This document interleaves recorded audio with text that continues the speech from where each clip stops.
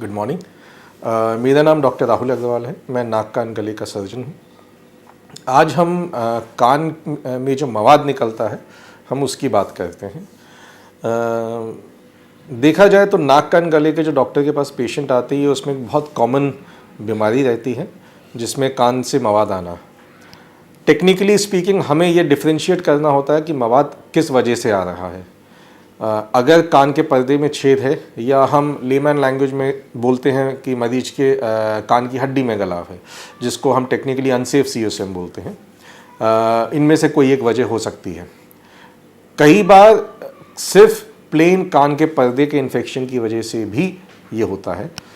तो एक दूरबीन की जांच होती है, कान की ऑटो माइक्रोस्कोपी, उससे हम जांच करके कान की सफाई करके क्लियर कर सकते हैं कि क्या है, क्योंकि सबके इलाज बहुत अलग अलग हैं।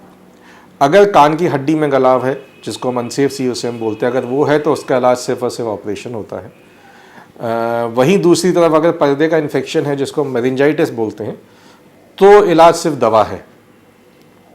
कुछ दवाइयाँ कान के पर्दे पे भी लगानी पड़ सकती हैं, बट लेकिन मेडिकल बेसिकली बिना ऑपरेशन के वो ठीक हो जाता है।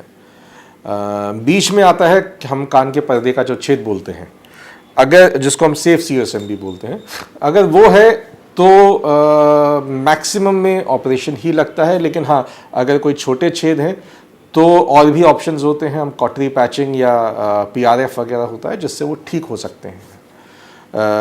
बेसिकली दिक्कत ये होती है कि ये पेशेंट्स कई बार मेडिकल से दवाइयाँ ले के डालते रहते हैं। उससे हाँ, कान सूख जाता है, कान का इन्फेक्शन उस समय के लिए बंद हो जाता है, उन्हें लगता है कान ठीक हो गया, लेकिन ऐसा होता नहीं है। उसका साइड इफ़ेक्ट ये होता है कि जितनी भी कान में डालने की दवाइयाँ होती हैं वो दुधारी तलवार होती हैं। इन्फेक्शन तो ठीक करेंगी लेकिन वो नस पे भी असर करती हैं।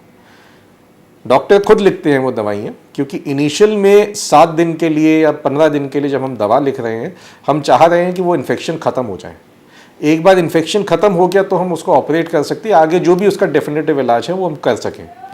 लेकिन हमारे पास कई बार पेशेंट्स आते हैं जो 6 महीने सालों वो दवा ले रहे हैं, उससे उनकी नस पे असर पड़ सकता है, जो नस में सुनने में कमी हो सकती है। बेसिकली अगर आपको ऐसा कोई बीमारी है तो टेम्पररी आपने अगर दवा ले भी ली, उस चीज़ को ऐसे कंटिन्यू ना करें, एंड जो भी निकटतम आपके नाक कान गले का डॉक्टर हो उसको दिखा के उसका डेफिनेटिव इलाज। Thank you.